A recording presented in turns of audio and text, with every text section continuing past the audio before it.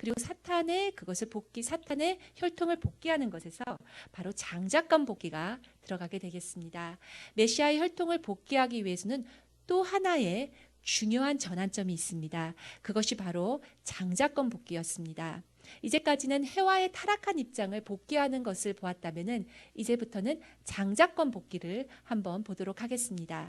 왜 장자권 복귀가 중요하냐? 그것은 바로 아담과 루시엘의 관계가 전환되었기 때문입니다.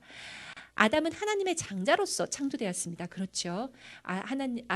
하나님의 유일한 아들이었죠. 하나님의 장자였습니다. 그랬던 아담이 해와가 루시엘과 영적인 타락을, 아담과 육적인 타락을 함으로써 사탄의 종의 입장을 떠나 사탄은 자신이 종의 입장을 떠나서 아담에 대한 거짓 주관권을 갖게 되었습니다. 이렇게 해서 사탄은 에덴 동산에서 장자권을 아담으로부터 강탈하게 된 것입니다.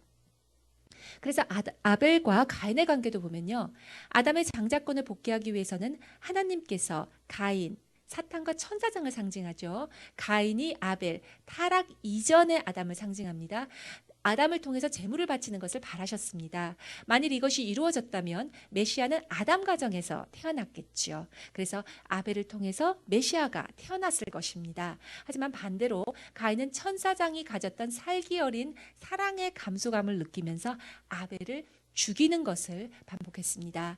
이렇게 해서 사탄은 하나님께서 창조하신 온 세상을 다시 주관하게 되고 장자의 자리를 장악하게 되었습니다. 따라서 하나님께서 그리스도를 통해서 이 지상에 임하시기 위해서는 메시아의 혈통 내에서 장자권을 다시 찾는 하늘의 질서를 세우는 조건을 세워야만 했습니다.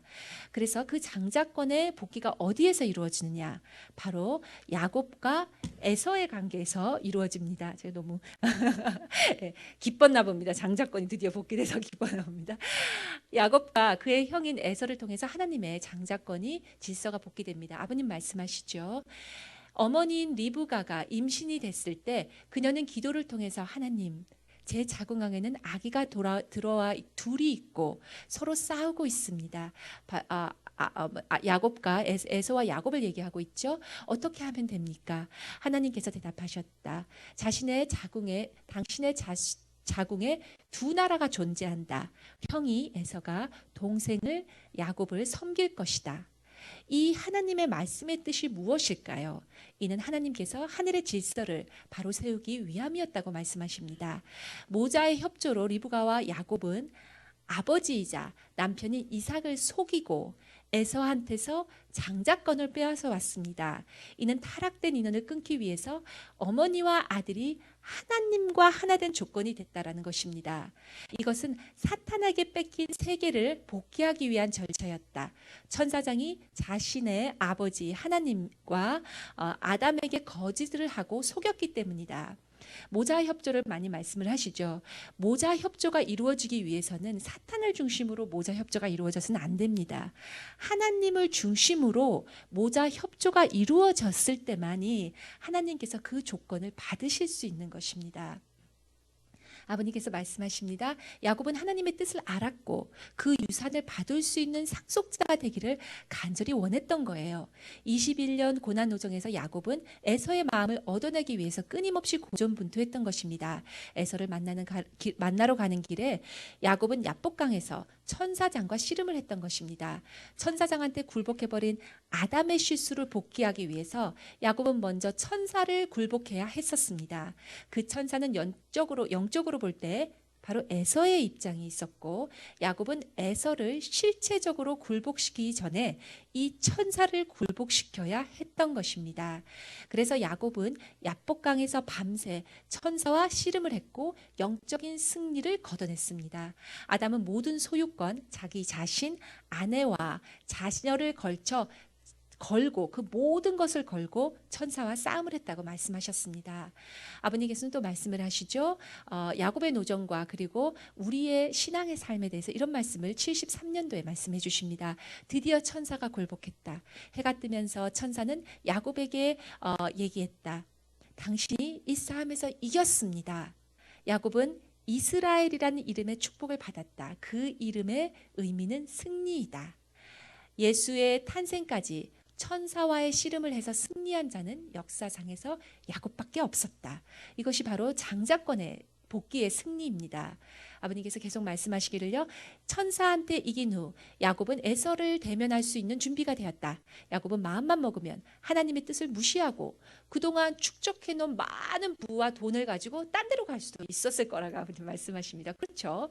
땅은 넓고 네, 사람은 많고 그렇게 있었겠죠. 야곱은 또 이렇게도 얘기할 수 있었을 겁니다. 에서는 에서고 뭐 나는 나지. 뭐 에서 그의 인생과 내가 무슨 관계가 있을까? 뭐 그렇게도 얘기할 수 있었겠죠. 그죠? 하지만 야곱은 오로지 하나님의 뜻만 생각하면서 형을 만나고 과거를 청산하고 형의 마음속에 있는 한을 해방해 주길 원했다고 아버님께서 말씀하십니다. 그래서 드디어 만나죠. 극적인 장자 복귀가 이루어집니다. 에서를 만나서 야곱은 무엇을 했어야 되는 것입니까? 야곱은 자신의 모든 소유권, 종들 및 자녀마저도 포기할 마음으로 형에게 모든 것을 바쳐야 했던 것이다. 야곱의 자세는 이랬다라고 말씀하십니다. 아버님께서요. 내가 가진 모든 것은 형의 것이다. 단 하나님의 뜻과 또 하나님의 축복은 영원히 나의 것이다 라고 말했었을 거라고 아버님이 말씀하십니다. 하나님의 뜻을 무시한 아담은 자기중심적이었고 모든 자녀와 만물 및 하나님의 축복을 잃고 말았습니다. 이와 반대로 야곱은 오로지 하나님 중심이었습니다. 라고 아버님 말씀하십니다. 아버님이 밝히신 이 역사적인 비밀이 얼마나 대단합니까? 하나님의 뜻을 이루기 위해서라면 모든 것을 드릴 자세가 되어 있었다고 야곱은 말씀하십니다. 장자권 복귀를 위해서 모든 것을 바칠 준비가 되어 있었던 사람입니다. 야곱의 선물을 받은 후 에서의 마음은 녹아내렸습니다. 이러한 야곱의 조건 가운데 그 에서가 그 선물을 받음으로써 천사장의 입장에 있었던 에서를 실체의 굴복이 성립되었다고 아버님 말씀하십니다. 지금까지 타락의 경로를 전환시키기 위한 이러한 원리를 그 누구도 몰랐다는 것입니다. 이 원리적 경로로 하나님의 혈통이 정화되어 독생자 예수님을 보낼 수 있는 준비가 가능했던 것입니다. 강한 신앙, 사랑과 복종으로 하늘의 중심 인물들을 사탄을 분별할 수 있는 조건을 세우고 이로 인해서 하나님께서 역사를 복귀할 수 있게 되었고 또 예수 그리스도를 통해 새로운 출발을 할 수 있게 되었다고 말씀하십니다. 그래서 이러한 기반 위에서 바로 우리가 하나님의 실체의 몸이신 바로 예수 그리스도 주님을 맞이하게 됩니다.